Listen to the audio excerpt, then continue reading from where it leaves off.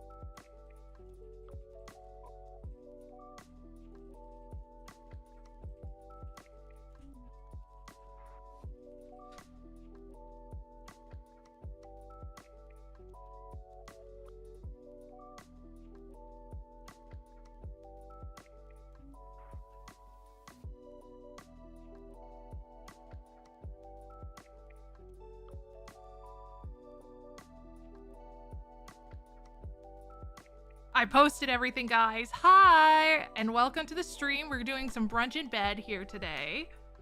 I messed up my food, so I'm not going to be showing it to you. I was like, don't have time to cook right now, but I'm really craving my sardines. And so I just opened my can of sardines, and there's two ways to eat sardines. You either do everything you can to make it so that the sardines aren't sardine flavored anymore, and kind of mellowing it on using the umaminess of the fish to make your food taste better, or and crazy here, you just go with it. So I kind of went with a little bit of both. I put some tomatoes and some balsamic vinegar, which helps with like a little bit of that masking slash embracing the umami, but not so much the fishy taste. But I didn't do anything else, so that's not a lot. I wanted to also put some onions in there, but I totally forgot to do that because my grandmother's like, I need help with stuff, and so I helped her with stuff. So I hope you guys are all having a fantastic day, and I got me some toast to put my sardines on. Like I said, that picture, not pretty. We will be reading The White Snake, which is whatever everyone tied between The White Snake and two other stories, but because it was a tie, I did a coin god tournament, which is when I flip a bunch of coins until one comes out victorious at the end, and the winner was The White Snake. So good job on The White Snake. Hope you guys are excited for this one. This one's not as weird as some tales, but it's a little weird, just a little bit. And so now I'm sure many of you are thinking, well, Jay, that's good and all, but what the heck is the story of The White Snake? Well, it's a Brothers Grimm book, and I'll be reading out of the complete first edition of the original folk tales and fairy tales of the Brothers Grimm, translated and edited by Jack Snipes. I really would recommend that book because it's got the original first edition translated into English, because as I stated last time we talked to Hans Christian Andersen book when we read Hans the Hedgehog, there's like, I believe, not only is there more than 50 tales that have been added and subtracted from the story, I believe there's like 45 editions, maybe 50 editions of the book. Too many editions, where they kept editing stuff because they're like, well, and then eventually they removed, because originally it was published to be like folktale scholars going out to collect all the folk tales of their local hometown, and it turned into oh wait, kids actually want to read these. and the aristocracy wants to read these. You better make it a little bit more PG-13, PG, family recommended for it. So they change a lot of things and stuff. Like, for instance, my least favorite thing that Wilhelm changed is he was like, it doesn't feel Christian to have all these stories have the mother be the one who, it's not always the mother, but a lot of them were the mother that ruins the child's life. We better make it the stepmother. That's better. That's more Christian. I'm like, why? What's wrong with stepmothers? And so people have hated stepmothers ever since. But that being said, we're going to be reading The White Snake. And now a lot of you are thinking, what the heck is the White Snake? Is the snake the main character? The snake is not the main character, but before we get to the main character, the word of the day, because of snakes, is herpetology. Because the word herpetology comes with the herptense, which means an animal who crawls, which is what we normally describe as snakes. And you may also recognize it because it's got herpy, which is in fact the same etymological term as herpetology, as for snakes, because it means to creep, and the swelling from herpes creeps.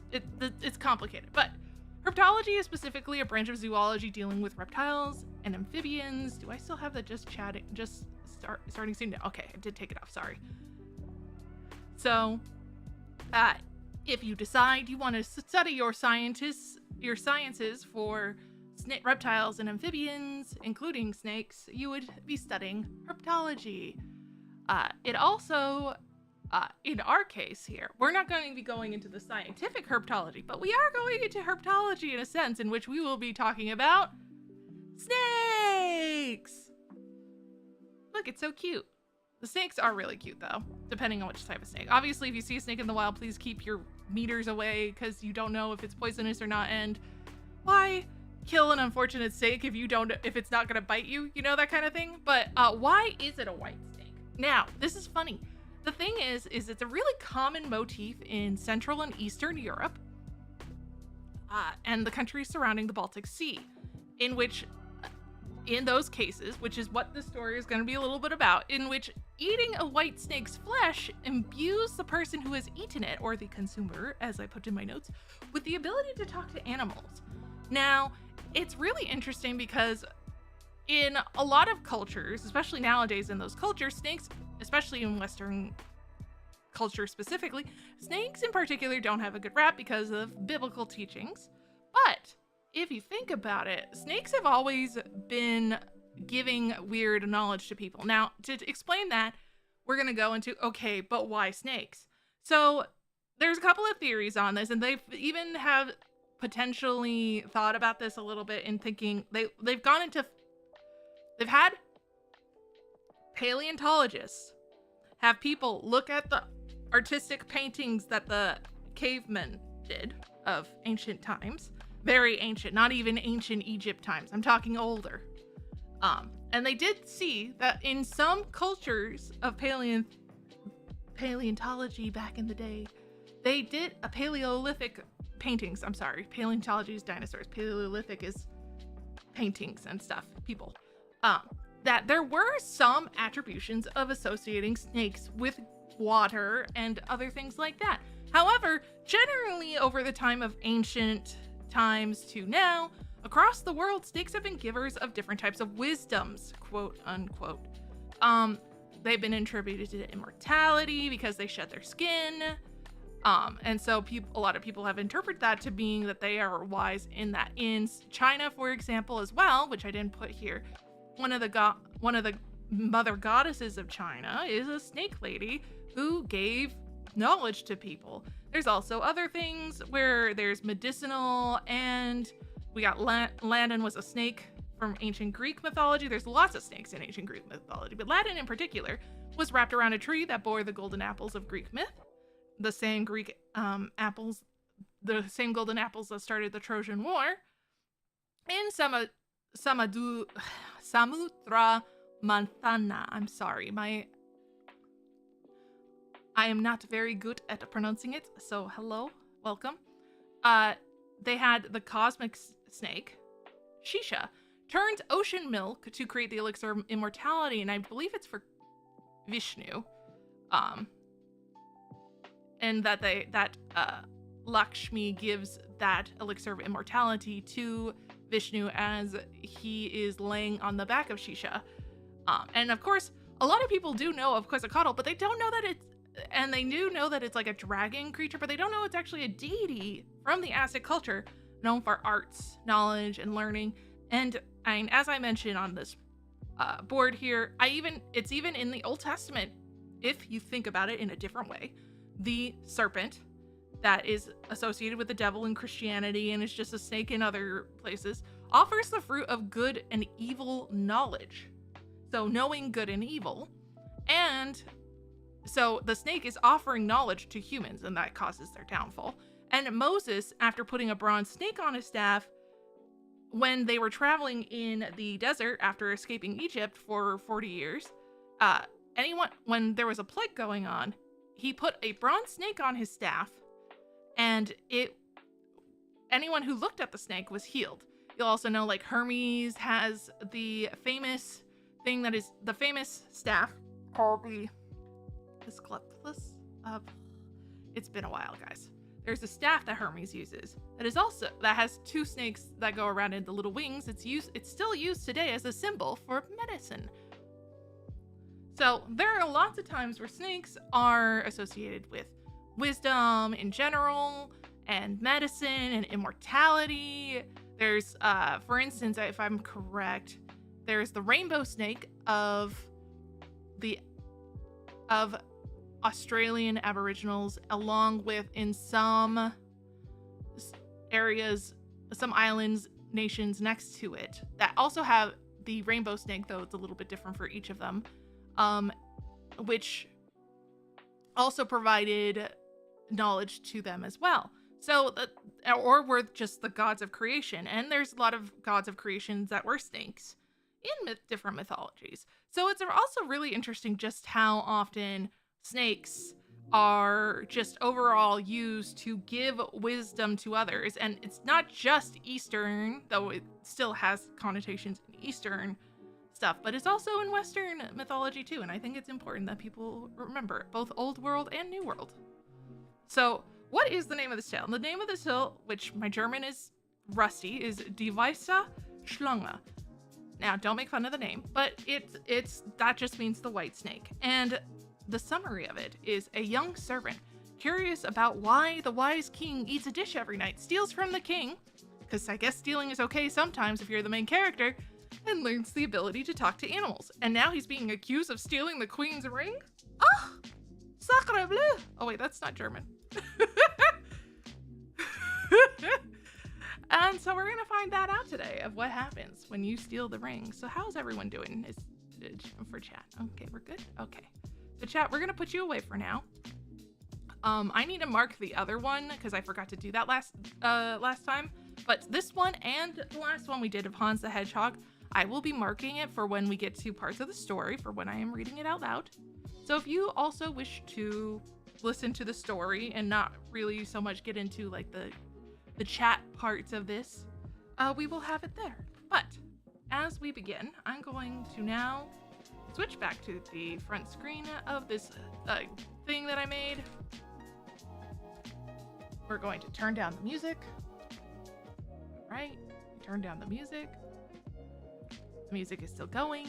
Then we did not turn down the music. Yeah, we did. And we will begin reading the 17th book of the first volume of the complete first edition of the original folk and fairy tales of the Brothers Grimm.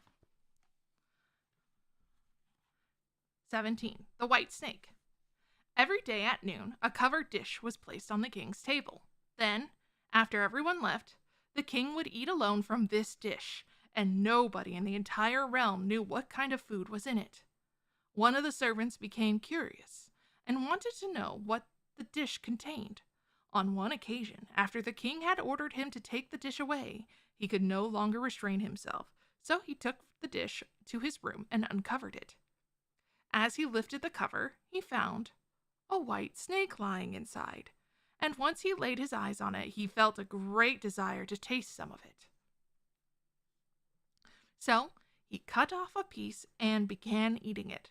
No sooner did his tongue touch the flesh of the snake than he understood the language of animals and heard what the birds on the windowsill were saying to each other. On this very same day, the queen lost one of her most beautiful rings, and suspicion fell upon him. The king also said that if he was not able to find the thief by morning, he himself would be punished as if he had been the guilty person. The servant became sad and went down into the courtyard where some ducks were resting in the water. As he was watching them, he heard one of them say, "There's something heavy in my stomach. I ate a ring that the queen has lost." The servant took the duck and carried it to the cook. "Kill this one. It's fat enough." And so the cook cut off the duck's neck, and when he began cleaning it, the queen's ring was lying in its stomach. The servant brought it to the king, who was astonished and happy, since he was sorry that he threatened and treated the servant unjustly. He said, "Demand whatever you like and whatever position of the royal honor you would like." However, the servant declined every offer, even though he was young and handsome. His heart was sad, and he didn't want to remain at the court any longer, so he asked only for a horse and some money to travel and see the world. Well, he was provided with everything in the very best way. The next morning he rode off and came to a pond where 3 fish were trapped in the reeds and were wailing that they'd have to die if they couldn't get back into the water. So he dismounted, took them out of the reeds, and put them back into the water. Then the fish cried out, "We'll remember you! One day we'll repay you!" He rode on, and while he heard an ant king crying out, "Get away from us, you enormous beast!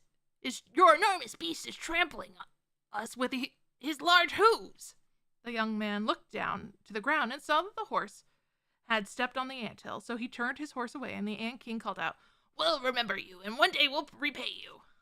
Soon the servant entered a forest where two ravens were throwing their young ones out of their nests. They said that their tiny ones were now big enough to and could feed themselves. The young birds lay on the ground and screamed that they would die from starvation because their wings were still too small, and they couldn't fly yet and search for food. So the young man dismounted, killed his horse with his sword, and threw the horse to the young ravens. They hopped over to the horse, ate their fill, and said, "We'll remember this. One day we'll repay you." The young man moved on and came to a large city, where he heard a proclamation that whoever wanted to marry the king's daughter would have to perform a task given by her, and if he didn't complete it successfully, he would forfeit his life. Many princes had already been there and had lost their lives, so there was nobody any more who dared to try. This is why the princes had proclamations issued again. The servant thought about it and decided to declare himself a suitor. So he led out to the sea where the ring was thrown into it. He was to fetch it, and it came out of the water without it. And if he he was to fetch it, and if he came out of the water without it, he'd be pushed back into the sea and would have to die in the water.